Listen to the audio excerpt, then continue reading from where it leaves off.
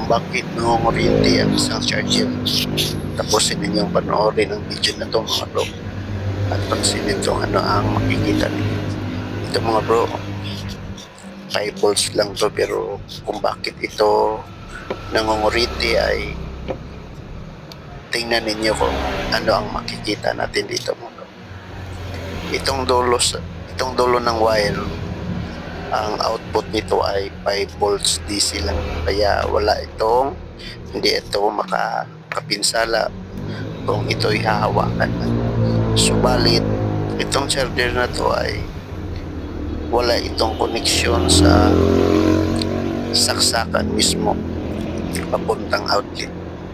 Pero kung bakit ito nangunguryente ay tingnan ninyo kung ano ang makukuha natin sa tester.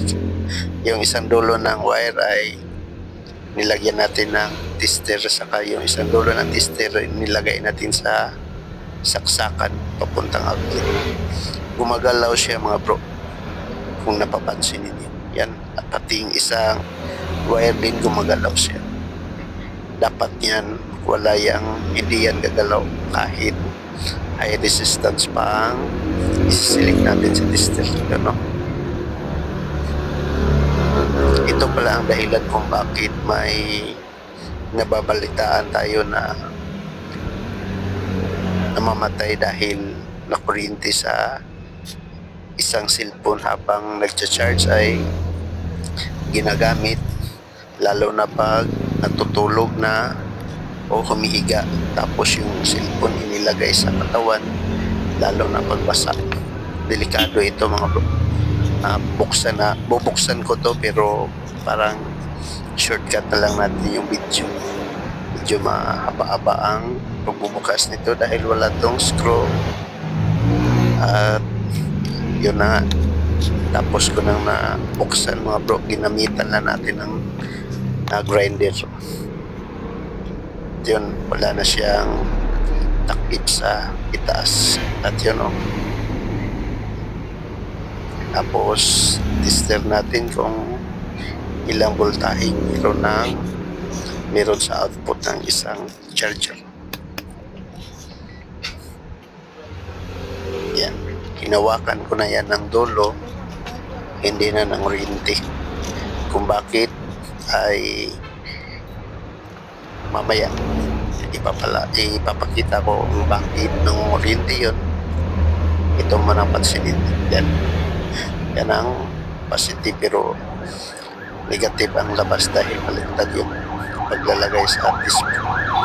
Yan, may 5 volts output talaga siya. Gumagana talaga to siya pag isasaksak sa cellphone.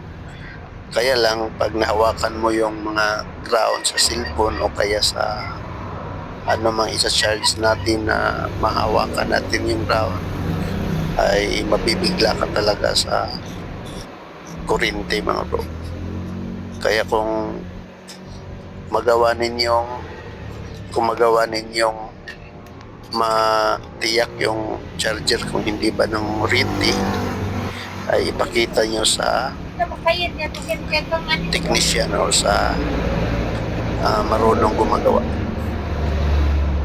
Ito pala ang sanhi kung bakit siya nangunguryente mga bro. May isa palang metal sa loob, may bakal. At yung bakal niya ay na humiwalay na sa kaniyang dinidikitan. Kaya ang nangyari, yung bakal na yan ay pumupunta na pala sa isang paa ng outlet, ng port niya, yung plug niya ba.